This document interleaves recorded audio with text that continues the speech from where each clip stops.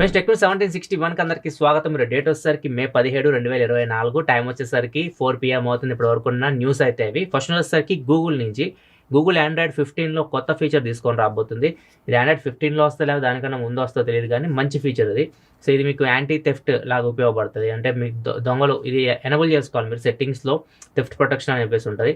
దాన్ని ఎనబుల్ చేసుకుంటే మీరు నార్మల్గా చాలామంది ఇప్పుడు రన్నింగ్ మనకి తీసుకొని పరిగెడుతున్నారు ఫోన్లో, మన చేతిలో వాడుతుంటే తీసుకొని పరిగెడుతున్నారు దొంగలు.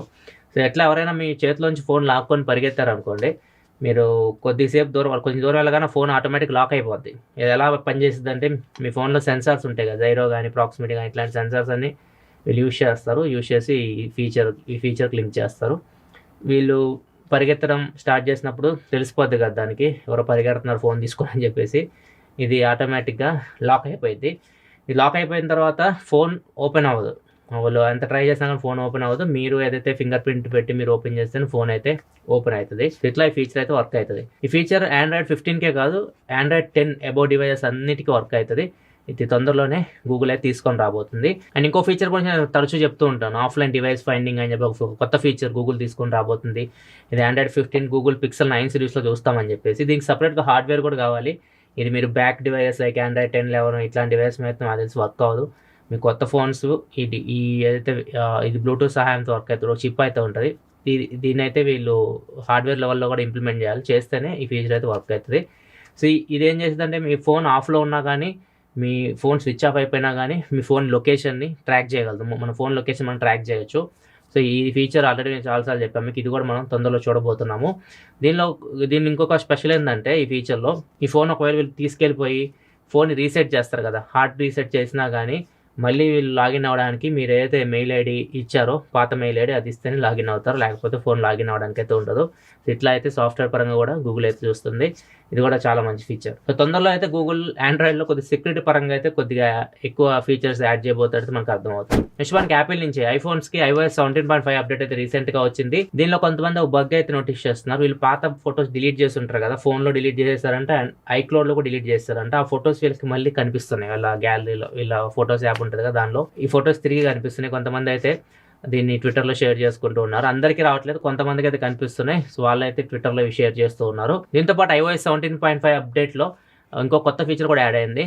ఏదైనా మనకు తెలియని ట్రాకర్స్ ఉంటాయి, అన్నోన్ ట్రాకర్స్, అవి మనల్ని ఫాలో అవుతూ ఉన్నాయి అనుకోండి. చాలామంది ట్రాకర్స్ యూస్ చేసి మిమ్మల్ని లొకేషన్ ఫాలో చేస్తూ ఉంటారు కదా, అట్లాంటివి మీ చుట్టుపక్కల ఏమన్నా మిమ్మల్ని ట్రాక్ చేస్తూ ఉంటే మాత్రం అది మీకు నోటిఫికేషన్ పంపిస్తుంది. మీ ఫోన్లో మీకు నోటిఫికేషన్ వస్తుంది, మీకు ట్రాకర్ ఏదో మిమ్మల్ని ఫాలో అవుతుంది, మీ చుట్టుపక్కల జాగ్రత్తగా ఉండని చూసుకోండి అని చెప్పేసి. గూగుల్ కూడా ఈ ఫీచర్ని తొందరలో ఆండ్రాయిడ్ ఫోన్స్ కూడా తీసుకొస్తాను మాత్రం చెప్తుంది. ఎప్పుడు తీసుకొస్తో చెప్పట్లేదు ఎగ్జాక్ట్గా. నెక్స్ట్ OnePlus నుంచి OnePlus Nord 4 and OnePlus Nord CE4 Lite, ఈ రెండు ఫోన్స్ని నెక్స్ట్ మంత్లో మనం ఇండియన్ మార్కెట్లో చూడొచ్చు.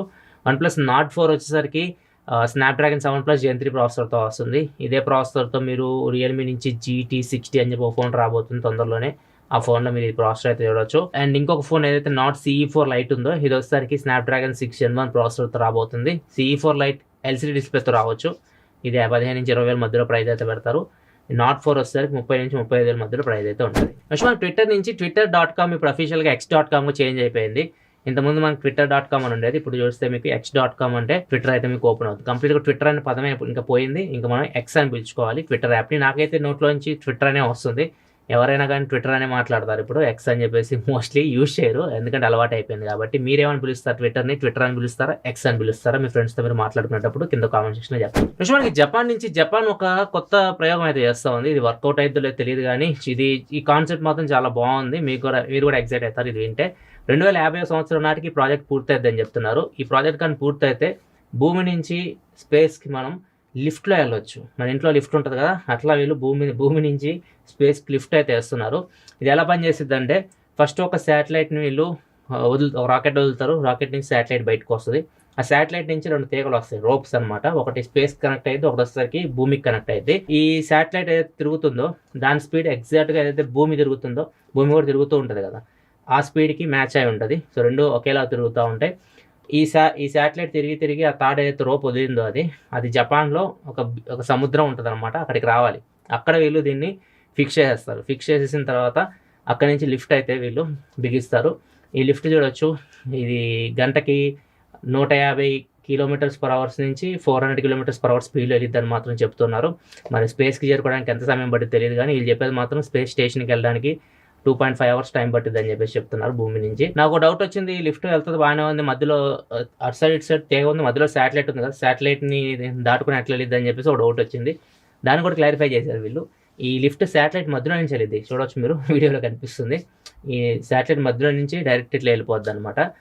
ఇది 2050 కంప్లీట్ అయిద్దంట. అప్పుడు మరి ఏ మహానుభావుడు ఫస్ట్ ఈ లిఫ్ట్లో కూర్చొని వెళ్తారో తెలియదు. మేబీ ఫస్ట్ ఈ డమ్మీ రోబోస్ ఇట్లాంటివి ఉంటాయి కదా, వాటిని పంపించవచ్చు, మనుషులను అయితే పెట్టి పంపిరు. మీకు అవకాశం వస్తే వెళ్తారు ఇట్లాంటి లిఫ్ట్లో. నా అభిప్రాయాల కింద కామెంట్ సెక్షన్లో చెప్పండి. నెక్స్ట్ మనకి డీల్ ఆఫ్ ది డే చూసుకుంటే ఈరోజు iSense 4K టీవీ, ఈ QLED టీవీ, ఇది నార్మల్గా 23,000 ఆ ప్రైస్కి మనం చూస్తూ ఉంటాం డీల్స్లో. ఇప్పుడు ఇది మీకు 21,750 రూపాయలకి వస్తుంది. కొద్దిగా తక్కువ రేట్కి అయితే ఈ టీవీ అయితే వస్తుంది.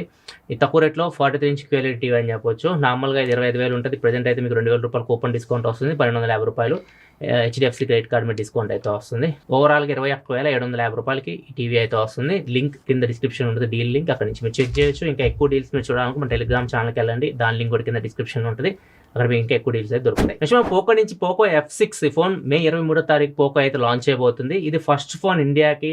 నేను ఒక ప్రాసెసర్ గురించి వెయిట్ చేస్తాను, ప్రాసెసర్ చెక్ చేయాలని చెప్పేసి 8S Gen 3 ప్రాసెసర్, చాలాసార్లు చెప్పాను మీకు, ఈ ప్రాసెసర్తో రాబోతుంది. సో ఈ ప్రాసెసర్ స్పెషల్ ఏంటంటే, ఎందుకు నేను వెయిట్ చేస్తున్నానంటే, ఇది 8 Gen 3 ఆర్కిటెక్చర్తో బిల్డ్ అయింది.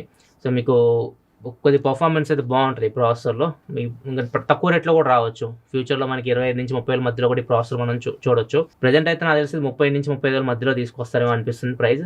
ఒకవేళ 30,000 రూపాయలు లోపు వస్తే మాత్రం మంచి ప్రైజింగ్ అయితే పోకో F6. మరి చూడాలి ఎంత ప్రైస్లో దీన్ని తీసుకొని వస్తారో. ఇంకోటి కూడా వీళ్ళు టీచ్ చేస్తున్నారు, ఈ ఫోన్లో 5000 mAh బ్యాటరీ ఉంటుంది, 90 watt ఫాస్ట్ ఛార్జింగ్ సపోర్ట్ చేస్తారని చెప్పేసి. ప్రాసెసర్ 8S Gen 3తో వస్తుంది, AMOLED డిస్ప్లే ఉంటుంది.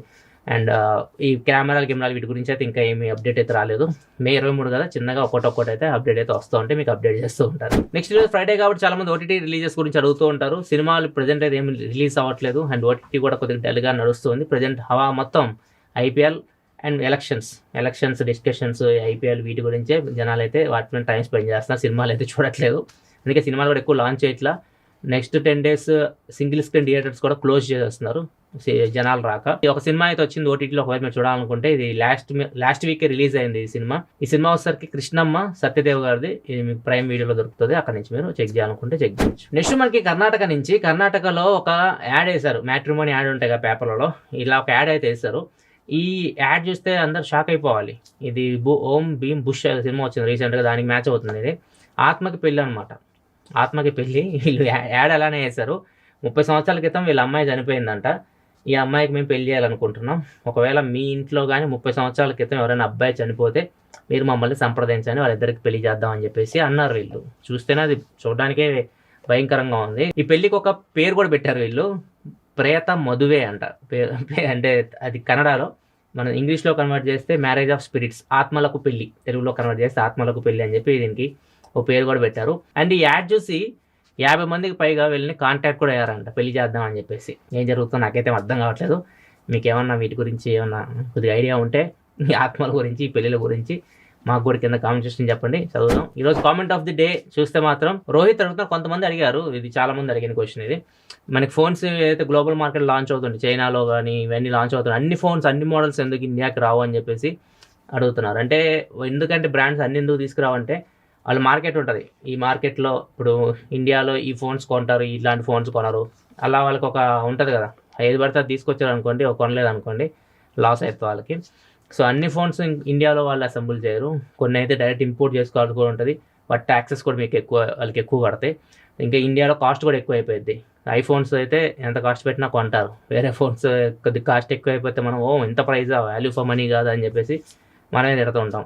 సో అందుకని చెప్పేసి మ్యాక్సిమం వాళ్ళు రిస్క్ తీసుకోరు. ఏదైతే ఫోన్స్ ఇండియాలో మ్యాక్సిమం రన్ అయితే అనుకుంటారో వాటిని ఇండియాలోనే మోస్ట్లీ అసెంబుల్ చేస్తారు, కొంచెం తక్కువ రేట్లో తీసుకోవడానికి అయితే ట్రై చేస్తారు. నెక్స్ట్ వచ్చేసరికి ప్రతి యువతకి ఈ వీడియో అయితే ఖచ్చితంగా ఈ విటేజ్ చూడండి. ఇది గుజరాత్లో జరిగింది ఈ సంఘటన. వీళ్ళు నార్మల్గా 5 మొత్తం గ్రూప్ ఆఫ్ బాయ్స్, 5 పిల్లలు, చిన్న పిల్లలు, వీళ్ళు చాలా చిన్న ఏజ్ వీళ్ళది.